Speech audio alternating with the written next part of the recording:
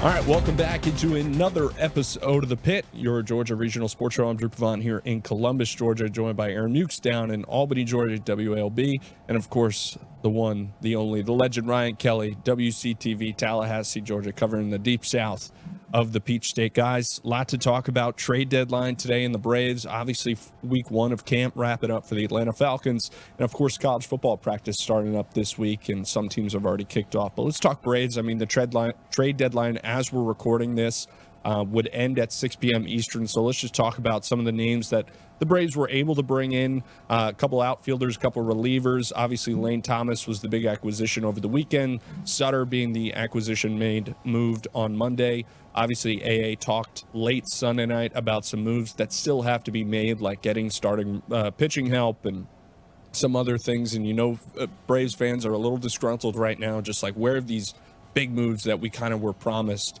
or expected to be made supposed to happen. Aaron, I'll start with you. Your thoughts so far on what the Braves have been able to do with this deadline? Well, number one, did we really expect it? Excuse me. I mean, we talked about what the Braves haven't really done in the past, and that's go all in. Yes, it's not Tarek Skubal going to the Dodgers, pretty much as we expected. But look, they tried to address some outfield. They addressed a little bit of the pen, getting Falter. The Braves are going to have to win with what they have. This is not, I don't think this is going to be a situation where there was a piece out there that they were really going to be aggressive enough to get that was going to put them over the top. If it wasn't Skubal, I really wasn't excited about anybody else out there. I thought with the depth that they've had through the early part of this season, and some of the guys step up in the midst of injuries and some moments where some of the key guys aren't there, I thought they've done a good job of getting guys reps, and I think that's really going to be what they lean on down the stretch in order to get a deep postseason run or anything like that. It sucks that Reynaldo Lopez is back on the IL, and we continuously run into the same issues if you're a Braves fan. Can these guys stay healthy when it matters most? The trade deadline, it was just indicative of what the Atlanta Braves have been over the past, 5, 6, 7 years. They're not really going to make those big splashy moves. I think Anthopoulos has a plan. I think they're going to stick to that plan, and they weren't going to panic. And a lot of teams in the National League were panicking because they knew the Dodgers might get Skubal. So they started sending prospects out and trying to acquire guys that they think are going to help them get over the top and beat the Dodgers. But in the end, let's be real. The Dodgers are going to win another World Series, and all the teams in the National League are saying, hey, we're spending money, we're going out and we're trying, but it's not going to work, and so we need a cap. To me, this all boils down to front offices saying, hey, we need a cap, the players saying, no, we don't, and the Dodgers just did it again. The Braves really didn't have anything to compete with. There was no way they were going to get Atlanta to give up the prospects like the Dodgers could and did. Yeah, absolutely. Aaron, I'm glad you brought that up because I wanted to talk about this. The Skubal trade that broke late Saturday night, Sunday night, whatever it was, only giving up 3 prospects to L.A. to Detroit. People seem like it kind of mad that how light of an asking price it was, but obviously the asking price differed because Skubal wanted to go to L.A. Now, Ryan, do you think this is sparking a lockout come this winter? I mean, it seems inevitable at this point. To quote the great Jeff Goldblum in Jurassic Park, the scientists were way too preoccupied on if they could. They forgot to ask that if they should. So, yeah, the Dodgers have absolutely made a world where a lockout seems inevitable at this point. I mean, you've got a Cy Young caliber arm already going to a place. Remember what was it, like 15 years ago when LeBron joins the Heat and it starts the era of super teams in the NBA that we're really just now getting out of, and everyone, well, this wouldn't happen in football. Well, this wouldn't happen in baseball. This wouldn't happen in hockey. Well, guess what? We're here. We have made it to this point in terms of Major League Baseball, and it's ridiculous that we've made it to this thing. And to Aaron's point, I think GMs are just saying now, what's the point? Why are we doing this? We're spending money. We're doing things within the rules. When you've got the Dodgers who are doing this, they've got God knows how many TV deals they're allowed to capitalize off of. There's just so much built in, it feels like, discrepancy, and I completely understand why the players don't want a salary cap. They're protecting their own position. But if you're an owner, if you're front office, if you're somebody looking at what the Dodgers did this weekend, how do you not say something needs to be done about this? This is broken. Somebody's got to step in and fill in the gap. Yeah, absolutely. Aaron, I want to go back to you on this. Just your reaction to that Skubal trade. I mean, only 3 prospects. Granted, 2 of them are within that top 100. People are kind of mad saying that, the Brewers had the capital to kind of shell that out, and it was expected the Brewers were in that conversation. Obviously, Braves fans, thought they would have been a bit more aggressive on the Skubal deal. Obviously, they have a plethora of pitching prospects, young guys who could go play in the majors right now for this Detroit team. Do you think the Braves should have been a bit more aggressive with the Skubal deal or trying to approach it, or do you think they were just kind of keeping their chips to themselves and like, hey, we can disperse these prospects another way, or we can see them become more homegrown guys? Well, if you ask me personally, I think the Braves should have went all in for Skubal. I said that a couple of weeks ago. I'm going to say it again. You don't get the right to complain about what another team is doing if you're not willing to do it and go full-fledged out to try to win a World Series. That's my problem here. We will continue to pound on the Dodgers for sending prospect after prospect and shelling out money for free agency and, overseas guys and trades and things like that. But they're trying to win World Series. And I thought that was the goal of every Major League Baseball team. Obviously, it's not. But then we turn around and we look at all the rhetoric online. It's about, well, the Dodgers or they have too much money. Well, last time I checked, the Mets have money, the Yankees have money, the Red Sox have money. There's a lot of other teams with a lot of money that don't invest and aren't as well-run organizations as the Dodgers are. It's not just, they didn't sign Skubal in free agency. They gave up prospects, which they developed and they drafted. And we've seen this time and time again. Mookie Betts, we've seen it with Freddie Freeman. The Atlanta Braves had Freddie Freeman. They didn't want to pay him, and they didn't want to give him a 60th year on his contract. And look at this. We're 5 years in where he would have been with Atlanta, and he's hitting 310. So it's a matter of these organizations not wanting to make moves. And yes, we can point the finger at Alex Anthopoulos, but he's not doing anything that any of the other owners aren't doing. They're just reluctant to give up the control, and that's really what it's about in Major League Baseball. The NFL salary cap, it's about control. The NBA, the salary cap, it's about control. Those players that are capped, the players have control in Major League Baseball, and the owners don't want that. The owners around the league want to get the control the way that NFL, NBA owners have control. And the Dodgers are saying, why? We can just keep winning World Series, and we're going to do what we do because we can. And so, yes, the Braves should have been more aggressive. Was I shocked by it? Absolutely not. I'm not shocked by any team that doesn't want to do it, but I also don't want to see them crying about the rules and the Dodgers and all of that stuff as well. And the fans, they're just going to have to get over it. Yeah, absolutely. And while we stand here, I want to preface again, we're recording well before the trade deadline, a couple hours pre. So, speculating on what the Braves may do, it's up in the air. Casey Mize has been a name that has been thrown around a lot with the Braves. And as we stand at, 1:45 on Monday, and we're 4 hours away from that trade deadline, that's a name that, Braves fans really want. The question is, you weren't in on Skubal. You didn't want to give up that capital, but the deadline, it's been tough to evaluate because the price, like the asking price for a lot of these top players has been higher. I mean, for certain positions, like a lot of people want a right-handed catcher, and catchers have been in a very high asking price, and we haven't seen a ton movement on that so far. Obviously, the Langoliers injury kind of shifted everything, and Goodman not really being on the market as many people thought with Colorado. But the Skubal deal, I think, it kind of reevaluates the landscape of where we're going to be in a couple months. If we're even going to have baseball next year, and the Dodgers are capitalizing this. And I'm glad you brought up, because their farm system's great. Like, you have 7, I think, top 100 guys that you have in that system. They're doing something right. They're not just buying players; they're developing this good talent. It's allowing them to go get big names at the deadline and bring in younger guys who are big-time free agents, be like, hey, we're going to be good for the next 10 years. This isn't just like a monetary buy thing. We also got to I don't mean to interrupt you. We also got to remember, baseball has been this way forever. Are we going to forget the Yankees three-peated in the early 2000s or 90s to 2000s? They used to do the same thing. So this is not new to baseball. The difference is social media now makes it right at our fingertips, and the rhetoric just never stops. And so now we're putting a magnifying glass on it even more than it has in the past. Yeah, Ryan, I'd love to get your take on this, just landscape of that.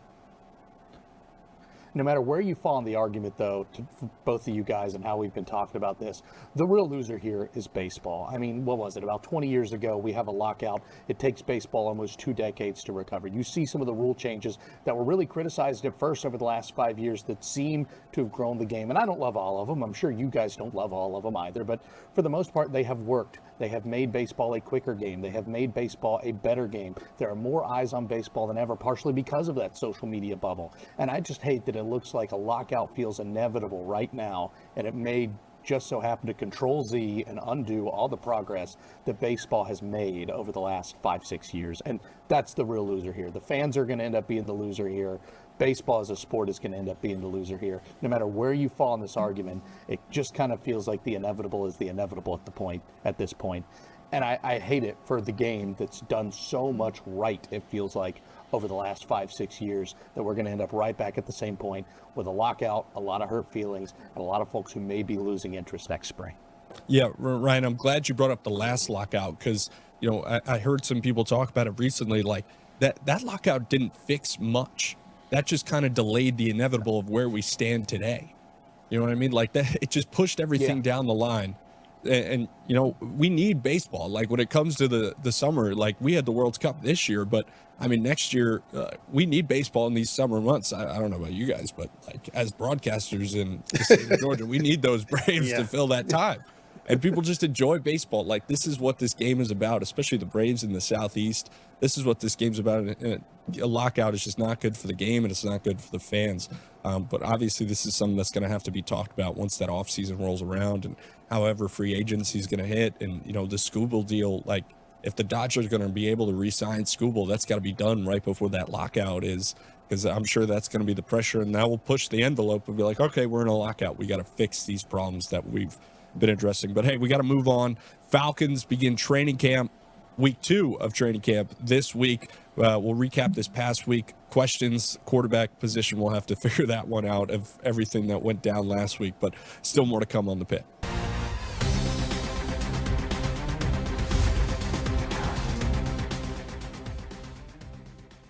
All right, welcome back into the Pit. We just got done talking a little Braves and obviously trade deadline information and just everything that happened with that Tarik Skubal deal over the weekend. But let's talk Falcons. They wrapped up their first week of camp on Saturday.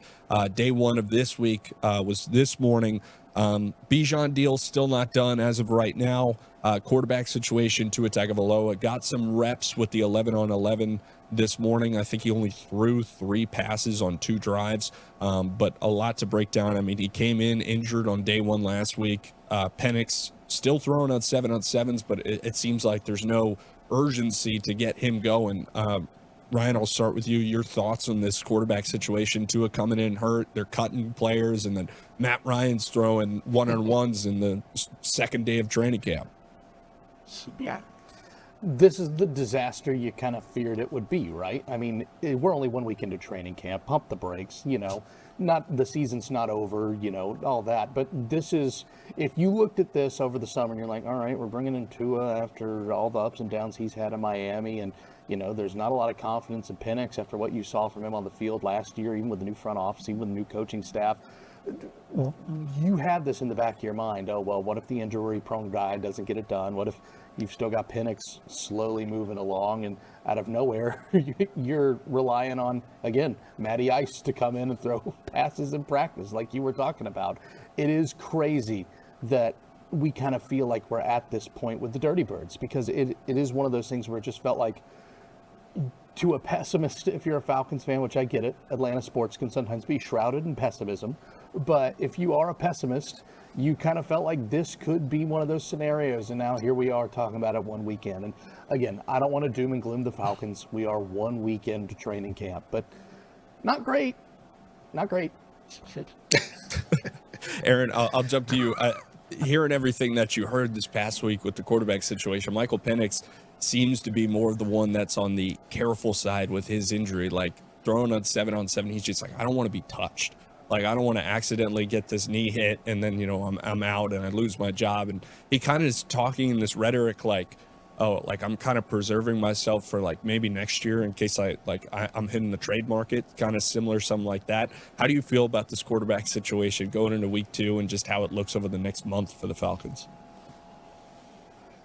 I don't know if I'd take it that far. I don't think he's doing this to be thinking a year ahead of the trade market and things. But dare I say, I kind of like this whole drama and like unsure quarterback situation. The main reason is we're talking about the Atlanta Falcons in training camp. Like, this is something that we don't do usually in the National Football League. It's been a while, even with guys like Bijan Robinson. But it starts there. Bijan holding in. You have, you got the guys extended in the offseason in Drake London and Kyle Pitts. There was a lot of noise around the money that they get. You have a quarterback controversy now with Tua. He's going to always draw eyeballs. So that's going to be, can Tua stay healthy? He's led the league in passing. Is it going to be Penix show? Matt Ryan's throwing, go balls and one-on-ones. The Atlanta Falcons are being talked about. I think you have to be happy about that if you're an Atlanta Falcons fan. I don't think it really matters which of these quarterbacks is under center. I think they're both going to be really good in Kevin Stefanski's system and the type of offense he wants to run. Bijan Robinson being there is going to be he's going to get the bulk of the workload, and there's enough weapons there. We saw what's been happening with Zachariah Branch in camp and how he's kind of impressed. I just like the excitement around the organization, whether it's good excitement or pessimistic negative talk in camp. It's exciting that people are talking about the Atlanta Falcons. You don't normally turn on some of these big networks and they're talking about Falcons camp over the past 5 years, and now they are. And so I think that's a cool opportunity for Atlanta to get into some of the spotlight there. And who knows, man, look, this team has been 500, picking the same every year for I don't know how long. It's been this boring franchise with a lot of exciting players, and there's no real reason as to why that's happened. And so I'm excited that there's a little bit of drama, a little bit of controversy, a little bit of uncertainty. And I think ultimately Tua or Penix will be healthy enough week 1 to get in there and play. It's camp. Everything's blown out of proportion. Yes, Tua's not practicing. He's got a little back injury, but you're not going to take those chances in camp. So I like it. I think it's good for the Atlanta Falcons. I think it's good for football. And to me, it gives more things to want to watch up there in Atlanta. And I think that's a good thing for a franchise that hasn't had much to watch over the past decade. Absolutely. The attention that has been in Flowery Branch, especially this past week with the injuries and the Bijan situation, is great. And you see the crowds that have been out there for training camp. It shows the excitement around this team. Like, a lot of people are excited what Stefanski and Tommy Rees can do with this offense. Like, I've seen Tommy Rees, like, he's a great offense coordinator, just getting this whole situation figured out. Bergeron, obviously the offensive lineman, third player to get extended this offseason. Obviously they handed Drake, Pitts, now Bergeron. Bijan's left on that list. Ryan, concerning, I think it's a good thing that Bijan's there. Like, he's dressed, he's not participating, but he's obviously involved. He wants to be a part of this team, and I don't expect this holdout to be much longer. I do expect a deal to be done possibly this week. Situation with Bijan, he wants to get paid $23 million, close to kind of reset the market with the running backs to be up there with the highest paid. Your thoughts on that, Ryan? Well, he's certainly worth the money. I'm not one of those guys who believes that, you should pay a ton of tailbacks, but Bijan is transcendent. He's generational. He is every bit the special talent that you thought he was coming out of Texas. And like you said, this is a situation that certainly seems like it's affable. It certainly seems like they're working towards a deal that's getting done. You look no further than in division to see what that looks like on the opposite end of things, what Baker Mayfield's going on with the Tampa Bay Buccaneers right now and how those sides don't seem close. Vita Vea's asked for a trade. There's so much dysfunction in other spots in this league, and it's very, very apparent when you see that throughout training camp and early on. To see that Bijan and the Falcons both want to get something done, this is a place where he wants to be. That is absolutely great news, especially coming off the Bergeron extension. When you have a guy who's been as reliable as he has, when you have a guy that's been as good as he has, offensive linemen, it's not a sexy thing to talk about. It's not a skill position to talk about, but they are at a premium in the National Football League. Anybody who's watched an O-line with a weak link could tell you all about that. So I think it's great that the Falcons seem to be trending in the right direction with Bijan. All the great offseason decisions they've made. For as much talk as I was talking about with the pessimism with the quarterbacks right now, the forward momentum of the organization as a whole doesn't seem like it's been affected all that much. Yeah, absolutely. And I think that helps when, You have your president of football, which, you know, it just seems like a made-up position, but it is a real position with Matt Ryan, who's in charge over there, and as being a player-first guy. You know, I think that sense of the wherewithal within the locker room is there. Like the guys like how things are being run right now, and they're taking care of their players. Bijan will be taken care of, but obviously there's still more to come. We got plenty more weeks of training camp to keep talking about the Falcons, and it's going to be exciting because that NFC South always just every year feels like it's kind of open, and the Falcons have been in the conversation, but they've been so far out in that December set where they're relying on the other teams to lose 3 games or whatever it may be. This may be the year where the Falcons could capitalize and try to get that NFC South crown. But we're talking pro football, college football. Practice started over the weekend for some teams. A lot of more teams kick in this week. We'll talk dogs, we'll talk tech, all coming up next on The Pit.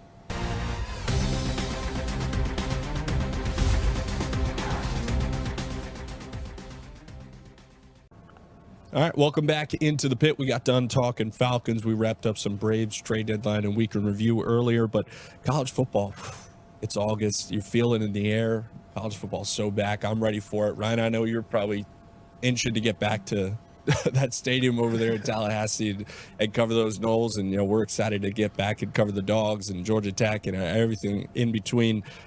Georgia Tech, Georgia obviously being in practice this week. I believe Georgia started on Saturday with just general more soft, you know, training camp stuff. But moving ahead, let's just talk about, you know, give me your expectations there. Start with you for the Dogs going into this fall. Yeah, listen, sorry. they got to get over. Oh, did he say Aaron or I Ryan? said Aaron. I couldn't. Okay. I'll go first, Ryan. Bad, Drew. I'll let you piggyback off of me, Ryan. Listen, the Dogs just have to get over the hump. To me, this is one of the most wide open fields we've really had over the last 2 seasons in college football. And yes, you can thank the expanded playoffs and you can thank the NIL and all that stuff that spreads out the talent now. But Georgia has been one of those teams that's been right there since winning the national championship and just hasn't been able to get over the hump. We saw the game last year against Ole Miss. We thought they probably should have won that game. There's a defensive breakdown. They end up falling. Look, to get above that quarterfinal, to get into that semifinal, to play for a national championship is the only goal that Georgia should have. That's the expectation in Athens each and every year. You bring back your quarterback. You have enough guys to get the job done. When you look at the landscape of college football, there's not a team out there that you're like, man, that team is just so much better than Georgia. And so does it feel a little bit different than years past when they've been so dominant? Yeah, I think that's the case. But listen, it's Kirby Smart. It's the expectation of Athens. It's the SEC. We go to 9 conference games. They're going to be more tested. This might shake up college football even a little bit more with that 9th conference game. But the top 2 teams in the country right now, Georgia's in one of those 2 spots. And I firmly believe that. They just have to go out and get it done and show up when it matters the most. And we've seen it in the past, but we've also seen times where they faltered. I think a lot of this boils down to, can some of the younger guys not be afraid of the moment? I don't know if I want to call anybody afraid of the moment, but if the moment's too big for some of them, that seems to be when Georgia falters. And I think they have good enough veterans, returning guys that can avoid those big collapses in big games. I expect Georgia to make a run in the playoffs this year. I really do. I think they have a good shot to be in that national championship. Yeah, absolutely. And Georgia being back-to-back SEC champs, being picked to win the SEC once again.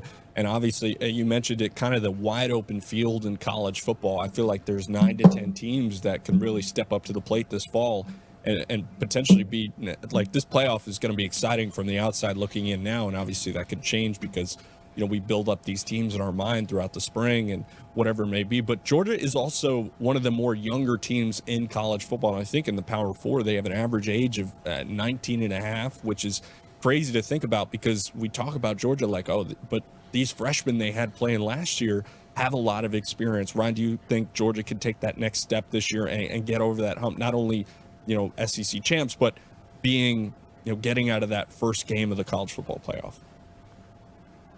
Yeah, and I think part of that is going to have to do with winning the league, being one of the best, obviously projected to win the thing. Like you said, young, but very, very experienced. And if you're Georgia, it sets up very well for you as well. I mean, you look at the schedule and just about every tough game that UGA is going to have to play this year is going to be between the hedges outside of that one game against who we all know, Alabama in Tuscaloosa, who of course has been the kryptonite more often than not throughout Kirby Smart's tenure in Athens. But I mean, you look overall at the schedule. OU is on the schedule. They're in Athens. Auburn in Athens. Florida, Georgia, not in Jacksonville this year. It's being played at Mercedes-Benz. May as well be in Athens. Tech at home in Athens. There's just so many good things here to where you can set up to be a team that gets one of those buys. It doesn't have to play one of those home site playoff games. But I think this team can take another step forward because, like you said, this is a team where, 19 and a half years old. That's the average age here. But they have played so much as young guys. There is so much experience on this roster. They've been battle tested before. I think Georgia can certainly take that step. I know Kirby Smart at SEC Media Days in Tampa talked very, very highly about the next step that he feels like Gunnar Stockton has taken under center, at quarterback under Mike Bobo's system. I'm fine on the Dogs. I'm bullish on this. I think UGA is going to be just fine. I get the criticism because of the standard over the past few seasons at Athens, but let's not forget, Kirby Smart's the reason why that standard is the way it is right now. So, yeah, the Dogs get a little bit of a pass from some of the, playoff disappointments of the last couple of years, but you know what? It's still great to be talking about playoff disappointments and not regular season disappointments. Absolutely, and you know a little bit about regular season disappointments down there in Tallahassee. I don't know what's going on. He does. Rapid fire, running short on time here. Aaron, quick, just expectations for this Georgia Tech team, especially in the offense, kind of revamped a little bit with King gone and Justice Haynes coming in, and Alberto Mendoza taking over for this Georgia Tech offense. Yeah, it's going to look different. No more traditional RPO style. You're not going to find that anymore. They're going to have to shift away from that. They're going to lean heavily on that running game, though, and they got the backs to do it. I think they're deep in that running back room. I expect Georgia Tech to be what they've been over the past couple of seasons. Those tough, hard to beat, and find ways to get it done. Brent Key has really turn this Georgia Tech program back into something people want to talk about, and I really like that for them. I'm excited for what they're going to do, and it's going to be fun to talk about a Mendoza brother, seeing if he's going to be able to kind of duplicate the success. I don't know if he'll get that successful, but it'll be fun to talk about. Ryan, what about you? Yeah, I'm also excited to see what this offense looks like now with the new man in charge. It kind of seemed like, at least through the media and some of the things that Brent Key said last year, him and Buster Faulkner maybe didn't always see eye to eye on how that offense ran, particularly down the stretch for Tech when they lost a little steam, it felt like. So, yeah, I'm excited to see what this team looks like. They're still going to be tough. They're still going to be physical. As long as Key is on the flats, that's going to be the ID. But how do they look? Like you said, new RPO game. It's not going to be as much of the equation without Haynes King there, but like you said, Aaron, I'm excited to see a whole season of a little Mendoza brother running the show. I think it's going to keep Tech in the headlines. It's going to keep them fun to watch. Yeah, absolutely. Georgia Tech, I think, still has that excitement. They made some moves on defense as well to try to incorporate a little bit of a pass rush for that Georgia Tech defense. Offense, I really like what they have. Haynes, Hosley, I think that's a really good 1-2 punch. Mendoza can run a little bit, too. I mean, I was up at that Gold Spring game. Like, he was moving a little bit. I know he couldn't get touched, but I was kind of surprised with how his mobility, moving out of the pocket and getting downhill. But obviously, we're about a month away from college football and the pros starting. I'm psyched, man. I love football. This is the best time of the year. Cannot wait. Excited. Yeah. Especially high school, man. This is what it's all about. This is what we get juiced for these next couple of weeks. But hey, that's all the time we have for the Pit. Thanks for joining us on your Georgia Regional Sports Show.